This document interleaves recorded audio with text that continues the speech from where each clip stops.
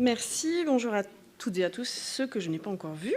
Alors, après la liste de courses que nous a fait le vice-président de l'Université de Poitiers, Sébastien Laforge, on va travailler sur l'attractivité des métiers. Effectivement, la notion de budget est primordiale sur ces questions-là. Donc, avant de passer à la table ronde, on va revenir avec vous sur l'enquête que nous avons lancée en octobre dernier. Avec quelques éléments de contexte aussi pour expliquer un petit peu les résultats qui vont vous être diffusés. Alors donc cette enquête s'est divisée en deux parties. En fait, une première enquête qui a été envoyée aux ITRF du ministère de l'Éducation nationale et une seconde au personnel du ministère de l'Enseignement supérieur et de la Recherche. Cette enquête a été été ouverte du 30 septembre au 27 octobre 2024 et on a utilisé l'outil Lime Survey pour constituer cette enquête. La méthode utilisée mêle à la fois la méthode du questionnaire et du sondage avec essentiellement des questions fermées. Donc on avait 35 questions qui étaient fermées et quelques-unes qui permettaient aux collègues de laisser quelques commentaires. Pour l'éducation nationale, nous avons obtenu 1188 questionnaires complétés intégralement, ce qui en réalité, pour les questionnaires qui ont été ouverts mais qui n'ont pas forcément été complétés globalement, on arrive quasiment à 1500 questionnaires complétés ouverts.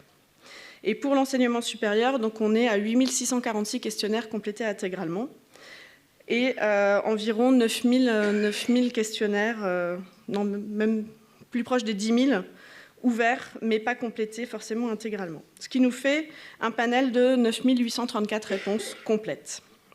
Donc on peut estimer effectivement sur un échantillon qui reste assez représentatif, puisque l'échantillonnage a été effectué de manière aléatoire et les répondants à cette enquête reflètent une diversité de la population qui a été ciblée à la base.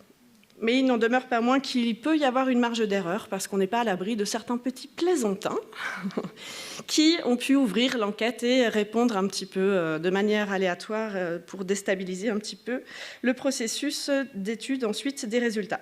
Sauf qu'effectivement, quand on a 10 000 résultats, même si certains ont répondu 20 fois au questionnaire, ça ne va pas déranger beaucoup les résultats.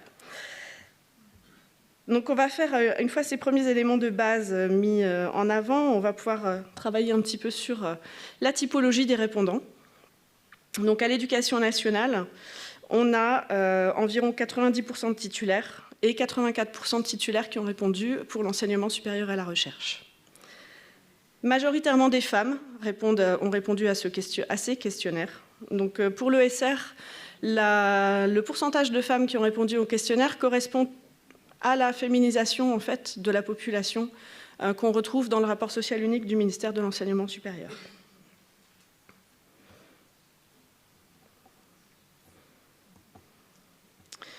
Une typologie un peu plus détaillée pour l'ESR. Alors évidemment, dans l'éducation nationale, je n'ai pas détaillé puisque le questionnaire ayant été envoyé uniquement aux ITRF de l'éducation nationale, il n'y avait pas de typologie à faire. Donc ce qu'on voit dans la typologie des répondants, donc on a 45% d'ITRF, 15% d'ITA, 4% de la filière bibliothèque, 18% d'enseignants, 2% d'ESAS, donc les ESAS, c'est les enseignants du secondaire qui enseignent à l'université, 7% de chercheurs, 1% de PO des Crous, enfin de personnel des Crous, et puis certains qui se sont mis dans la catégorie autre, parce que pour certains, ils ne savaient pas forcément à quelle typologie se raccrocher. Voilà. Donc là, on pourra étudier un petit peu, puisque quand ils ont répondu autre, on a ouvert la possibilité d'avoir des précisions. Donc ceux qui ont noté qu'ils étaient ATRF, IGE ou autres, on a pu les raccrocher à la catégorie ITRF. Par contre, pour certains, effectivement, c'est un peu plus flou, donc on les a laissés pour l'instant dans la catégorie autre, et un travail plus approfondi sera fait par la suite. Concernant encore une fois la typologie des répondants, par catégorie cette fois, donc sur le cercle extérieur, on a les contractuels pour l'ESR, donc on a 58% de catégorie A contractuelle qui a répondu à l'ESR, 22% de catégorie B et 20% de catégorie C chez les contractuels. Pour les personnels titulaires, donc on a 65% de catégorie A titulaires qui ont répondu, 23% de catégorie B et 12% de catégorie C. Donc effectivement, pour l'enseignement supérieur et à la recherche, on voit que majoritairement, ce sont des catégories A qui ont répondu à notre questionnaire. La répartition est un petit peu différente au niveau de l'éducation nationale, où effectivement, on a majoritairement des contractuels de catégorie A qui ont répondu au questionnaire, alors que chez les titulaires, ce sont plutôt les catégories C. Ce qui peut s'expliquer puisque, effectivement, chez les titulaires de catégorie C, sont effectivement les personnels qui sont dans les lycées et les collèges. Donc, ça correspond à la typologie des personnels présents chez les ITRF de l'éducation nationale. Les catégories A contractuelles à l'éducation nationale, on le verra après, sont plutôt rattachées aux services académiques et dans les rectorats, dans le côté administration. Donc là, pareil, un petit graphique pour expliquer au niveau enseignement supérieur et recherche la partie des contractuels dans chacun des corps, on va dire, chez les ITRF, les ITA, les filières bibliothèques, enseignants ESAS, chercheurs et personnel des CROUS. Et puis c'est là qu'on voit aussi l'appartenance donc des contractuels et des titulaires dans les services académiques, opérateurs éducatifs, lycées, collèges, administration centrale du ministère. Pour le ministère des Sports, puisqu'on a aussi envoyé aux ITRF qui travaillent pour Jeunesse et Sport, on n'a que des contractuels qui ont répondu.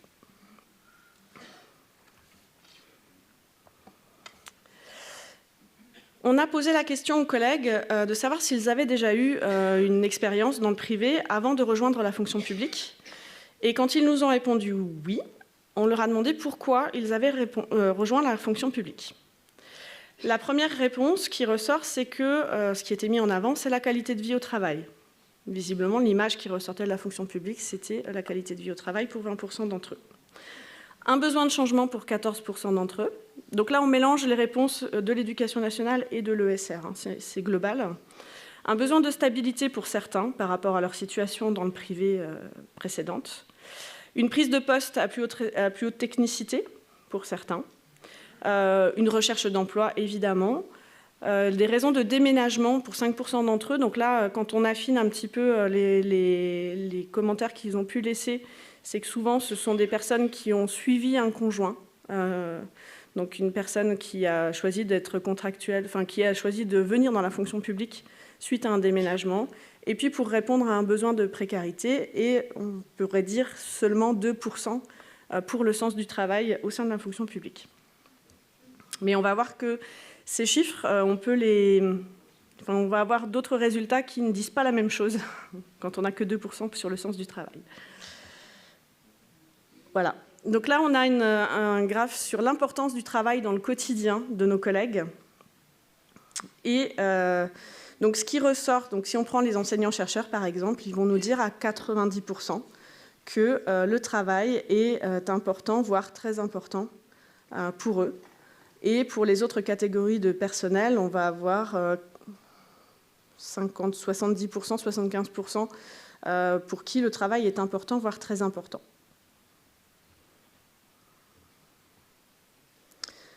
À la question pourquoi se lever le matin donc pour les personnels de l'éducation nationale, puisqu'il y avait, là c'était un champ à question, en fait on avait un menu déroulant où ils pouvaient choisir 4 possibilités. Donc c'était, on a en premier ce qui ressort, donc c'est exercer un métier passion pour les contractuels. En second choix, subvenir aux besoins de la famille. Recevoir une rémunération en 3e choix et se sentir utile en 4e choix pour les contractuels de l'éducation nationale. Alors que pour les titulaires, ce qui ressort, c'est subvenir aux besoins de leur famille. On peut raccrocher cette notion de subvenir aux besoins de leur famille, effectivement, à ce qu'on a vu auparavant, puisque majoritairement, ce sont des catégories C qui ont répondu. Donc la notion de rémunération et de, on va dire, tout ce qui est budgétaire ressort en premier. On avait mis, au-delà de ces 4 choix, on avait mis réaliser de nouveaux projets, rencontrer de nouvelles personnes et retrouver les collègues. Et finalement, ça, ce sont des thématiques qui ressortent beaucoup moins dans l'enquête. À l'enseignement supérieur, pour la même question, les notions qui ressortent, chez les contractuels, ça va être se sentir utile, subvenir aux besoins de leur famille, exercer un métier passion, recevoir une rémunération. Les titulaires, ce sera plutôt exercer un métier passion en premier lieu, subvenir aux besoins de leur famille se sentir utile et recevoir une rémunération également. Donc là, on voit que la notion de métier passion, de se sentir utile, ressort plus, effectivement. Ensuite, on leur a demandé pourquoi ils avaient choisi la fonction publique. Donc pour l'enseignement supérieur et la recherche, chez les contractuels, ce qui ressort, c'est être au service du public, parce que le secteur recrutait et que c'était une opportunité pour eux de rejoindre la fonction publique, parce qu'ils avaient besoin de se sentir utiles ou parce qu'ils n'avaient rien trouvé d'autre. Pour les titulaires, on a la notion effectivement d'être au service du public qui ressort, la sécurité de l'emploi en deuxième, se sentir utile et l'opportunité d'emploi. Dans l'éducation nationale, à la même question, on a, parce que le secteur recrutait l'opportunité d'emploi pour les contractuels, qu'on peut mettre au regard de ce que les titulaires ont choisi, qui était plutôt la sécurité de l'emploi.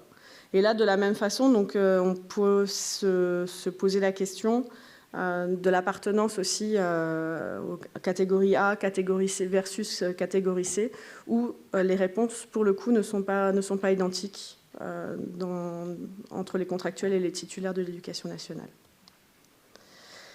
Quelles sont les raisons qui vous font exercer votre métier? Et là, on voit bien que la passion du métier et le sens du service public dans l'enseignement supérieur est très prégnant, très présent, et ressort majoritairement chez les répondants, qu'ils soient contractuels ou titulaires. Dans l'éducation nationale, on a également la notion de sens du service public, passion du métier, ce qui peut être effectivement assez paradoxal vis-à-vis des discours qu'on entend actuellement sur les personnes qui travaillent dans la fonction publique, mais ça on aura l'occasion de l'évoquer tout à l'heure également dans la table ronde, et je pense que Luc Faré de l'UNSA Fonction publique aura bien des choses à nous dire sur cette thématique. Qu'est-ce qui pourrait motiver un changement? Donc, qu'est-ce qui pourrait vous faire quitter l'enseignement supérieur et la recherche? Pour les contractuels comme pour les titulaires, évidemment, c'est la notion de salaire. Et ça conforte ce qu'on peut observer dans nos établissements où, effectivement, on a des services qui se vident dans certains domaines, que ce soit l'informatique, le bâtimentaire, parce que les personnels, qu'ils soient titulaires ou contractuels, choisissent d'aller vers d'autres collectivités ou d'aller vers le privé. Dans l'éducation nationale, ce qui va ressortir, c'est la notion de salaire, effectivement. Donc la rémunération reste un sujet quand même très, très prégnant. Et on voit également l'équilibre vie professionnelle et familiale qui ressort à l'éducation nationale plus qu'auparavant dans l'enseignement supérieur et la recherche. Et puis l'ennui dans le métier aussi. Donc ça, c'est peut-être un élément à se questionner. Pourquoi nos collègues de l'éducation nationale, mais bon, ça, je pense que peut-être que Cédric Collet a déjà des éléments de réponse. Et puis la mauvaise ambiance. Donc ça, effectivement, tout ce qui peut ressortir du management et autres. Quand on demande aux collègues comment ils évaluent leur niveau d'engagement professionnel envers leur établissement, envers leur service ou envers leur administration, on se rend compte également, pareil, toujours contrairement au discours ambiant qu'on peut entendre, que les personnels de la fonction publique dans nos ministères se sentent très engagés au sein de leur établissement et au sein de leur profession. Donc là, on voit bien des chiffres qui sont assez égaux, qui peuvent être comparés entre l'éducation nationale, les BIATS, les enseignants-chercheurs. Et quels sont les critères qui, pour eux, définissent l'attractivité des métiers? Donc là, on avait une liste, un menu déroulant, où on avait choisi de mettre de nouvelles thématiques, enfin de nouvelles thématiques qui ne sont pas forcément nouvelles, mais comme l'action sociale, comme l'action culturelle, comme l'inclusion. Et on se rend compte que finalement, on reste sur des thématiques qui sont assez classiques, entre guillemets, on pourrait dire, avec la première, et qui sont les mêmes en fait, que ce soit à l'éducation nationale ou à l'enseignement supérieur et la recherche. Une première qui concerne l'intérêt du travail, une seconde qui concerne la rémunération, et une troisième qui concerne la perspective de carrière. À l'éducation nationale, l'engagement sociétal arrive en 4e position, alors que dans l'enseignement supérieur, ça va être plutôt la situation géographique.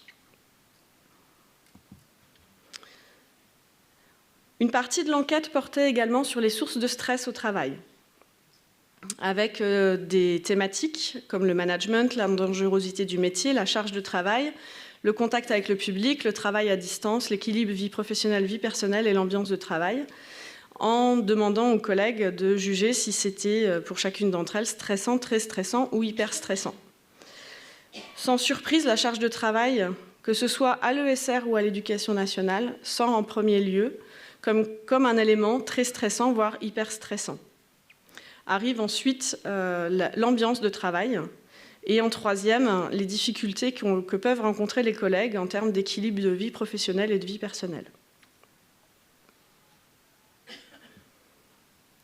En détaillant un petit peu plus, en particulier dans l'ESR où on a séparé les enseignants-chercheurs et chercheurs des autres personnels, des autres catégories de personnel, et un focus sur les ITRF de l'Éducation nationale, on voit que pour tous, la charge de travail est quand même arrive en première position.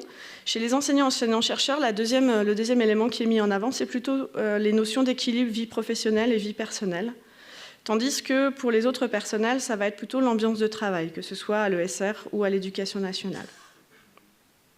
Donc pareil, ce sont des données qui ne sont pas très surprenantes en fait, en elles-mêmes, qui confirment un petit peu ce qu'on peut observer, ou ce pourquoi les collègues peuvent nous contacter, nous, en tant que représentants des personnels. En termes d'éléments d'attractivité, on a demandé aux collègues s'ils estimaient que l'écoute par la hiérarchie, le respect par la hiérarchie, l'écoute par les collègues, le respect par les collègues ou la considération des usagers pouvaient être des éléments importants en termes d'attractivité. Et sans surprise également, les résultats sont plutôt positifs puisqu'on a des chiffres très élevés avec une réponse « oui ».